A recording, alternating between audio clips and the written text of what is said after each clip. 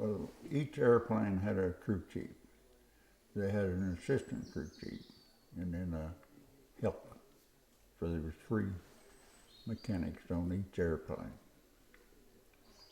And then our job was to keep the airplane in flying condition for the combat crew, which kept us very busy. We each had a 16 by 16 pyramidal tent by our hard stand that we more or less lived in. We didn't get back to our, what we called a site, or our Nissan hut, where we didn't get back there very often. We spent the biggest part of our time at our hard stand with our airplane. When the airplane would take off for the mission, we would just sleep in our tent till we heard them returning, and we all got up and watched the airplanes come in to see if ours was going to come back or not. And I was very fortunate to not lose any of my combat crew.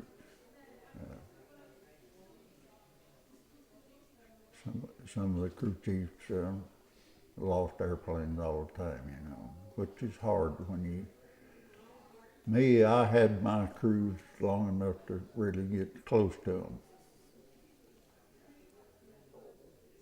And if I had lost one of them, it would have hurt pretty bad. Well, Skipper was my first airplane. And you've probably heard of Squawking Hawk. Well, Skipper and Squawking Hawk was in a contest to see who finished 50 missions first. Then they would get to go back to the States on a bond tour. Well, I was a mission ahead of Squawking Hawk, and my airplane was taking off on its 50th mission when I lost it. My pilot, Art Drummond, as he broke out of the overcast, there was a B-24 from Norwich. He had lost an engine taken off, and he wasn't gaining any altitude. When Arch come out with the Skipper, the B-24, they were on a collision course, so he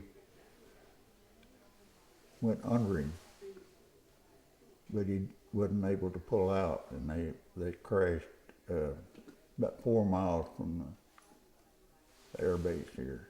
And fortunately, the navigator was the only one killed on it, but I lost the airplane. So that was your aeroplane that Yeah. you lost, and that was Skipper? That was Skipper. Okay. Arch apologized to me every mission after that. Man, I'm just happy that you got out of it all right, you know.